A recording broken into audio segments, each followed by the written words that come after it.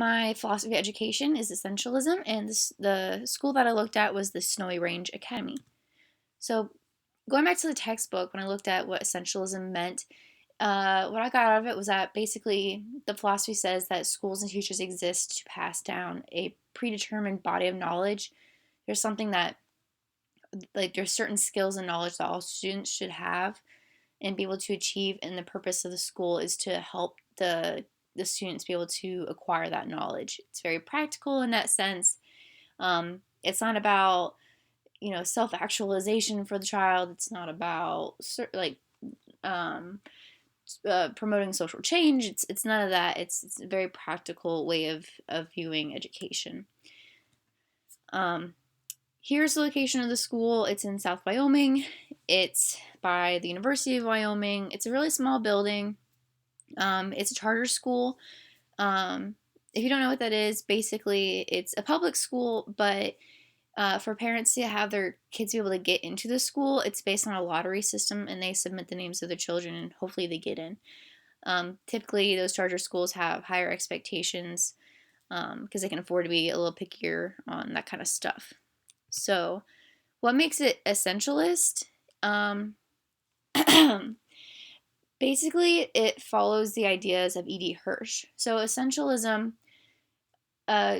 was that one of those turn of the century ideas about education. But in 1987, when he published his book, it really revamped the idea of what essentialism could look like in the classroom, and it made the idea popular again. And this foundation, core knowledge, is based off of his ideas about what education could look like. And this website basically is a guide for teachers and schools that are interested in that essentialist approach. And you can see it has a lot of references to knowledge-based schooling, knowledge builds on knowledge, sharing the knowledge. It really does say that, like, education is about acquiring knowledge and skills. Not that social change isn't important, or not that self-actualization is important, but those things can only be done if you have the knowledge and skills necessary to be able to achieve it. So it's not completely, it's not like a completely student-driven approach. It's, part of it's not even completely teacher-driven. It's more based on what needs to get done, what knowledge do the students need to know, and how can we get them there. And even though the Snowy Range Academy website does not actually make any explicit references to Hirsch or essentialism, I've underlined some parts on their website where you can see like little indicators of the fact that this really is the philosophy that they subscribe to. So anything that references, long-term skills or will set them up for the future, for future success, that's a really big deal. Also, again, it's charter school. It can afford to have super high standards. And of course, they're only implementing this philosophy because they think it's best to get students there. So that will also be an indicator. High expectations. And then looking into the classroom, what it could look like, it's going to be structured, it's going to be disciplined, it's going to be teacher directed. Not so much as it's like the perennialist view of what education should look like, because it's not so much that the knowledge comes from the teacher, like the teacher's the source of knowledge, and it's not just about memorization. What makes it different is that the teacher has expectations, those whatever knowledge they're supposed to acquire, whatever skills they're supposed to develop. The teacher knows that's the goal, and they have to work with the students and be aware of the students to help get them to reach that goal. And then on the student side, they look to their teacher to facilitate their learning because they know there's expectations on them as well. And like the other theory, there's an emphasis on literacy. Not, again, it's not as extreme, I think, as the other one where, truth comes from literature. But in that, it is important. The school sees that literacy is important. It's one of those skills that they view as essential to being a lifelong learner to help you acquire knowledge and set you up better for the future. On the website, they talk about the core knowledge sequence, which comes from the foundation. So you can see where they're getting their ideas from. Unchanging knowledge, not that it's completely unchanging, but it's just the fact that there's certain things that you should expect all students to know. Also, there's a planned progression.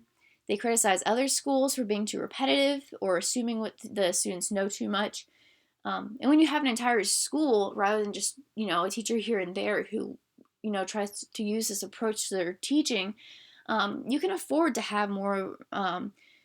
It's an easier expectation to be able to walk into a fourth grade classroom and know exactly what they learned because they graduated from third grade. And that's one of the benefits of having an entire school devoted to this philosophy. And one of the more interesting viewpoints it has that I kind of like is something from it being modernized, where it's this theory isn't like existentialism where it's about the individuals. It's not about the individual student. It's not like a self-reflection or self-actualization process for the student, and it's not what it thinks education's about. It's not about the social change. It's more about being able to take diverse learners, people from a bunch of different backgrounds, cultural or educational, and because of this shared body of knowledge, because all the students are working towards achieving a similar goal, it helps bond them, like bring them together, and I think that creates a certain environment of just cooperation and understanding between all the students, because I feel like when everyone has a common goal, it really brings them together and they can surpass whatever differences that they have. I mean, it's a little bit, oh, I don't know what I should call it. I guess idealistic in that sense, but I think it's a good movement. They do have some other philosophies that they mention on their website for how they approach other things. I don't want to get into that too much. But again, even their special programs, they're used or implemented, I guess, only because they're seen as important due to what they can do for the student in the long term. So PE is important because of it being able to teach lifelong skills. And that's the whole point. So for me personally, since I guess I do have a very essentialist approach to how I view education, I think I could teach at a school like this. It'd be really interesting. I've never actually been in a school where everyone's on the same philosophy, so I think it'd be really weird that all the teachers are, it probably helps to create that uniformity so all the teachers feel like they're working together and able to achieve certain things. And yeah, I'm not sure if, at least at this point, being so young and having not really even started a career in education, that being around a bunch of other people that also think like me is going to help me grow as a teacher.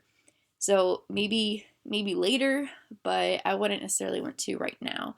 But I think if the school is able to achieve really great things, and have those high standards and get to their kids to achieve great things, then obviously it works for them. And if parents still want to send their kids there, then it's clearly an approach that does work. It does have some credentials then. So real quick, in case you missed it, the primary purpose of the Snowy Range Academy is to take the fundamentals of essentialism and to implement them in their curriculum and approach to teaching so that it benefits all the students. I don't think all schools that are essentialism or are essentialist in nature have to use the foundation's curriculum or ideas of teaching strategies, but they can. I think as long as there's a common body of knowledge, that's what makes it essentialist. So the content and skills, whatever is predetermined by whoever's making those decisions, if it's foundation or if it's the school board or just certain teachers, as long as it's a common thing.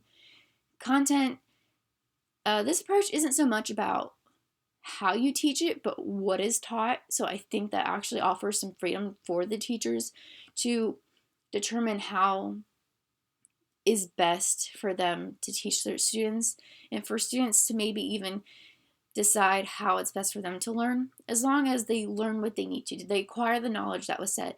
Did they develop the skills they were supposed to? That's the most important thing. So again, students are there to learn from the teacher. The teacher is there to help get them to that level of knowledge acquisition and skill development they're supposed to. Learning definitely should be measured. That's what this whole approach is about, for sure. Again, I don't think it's important how, as long as it is being measured to show that they acquired what they were supposed to. I don't think I have any other facts for you, and I already answered the other question. So here are my references. Thanks.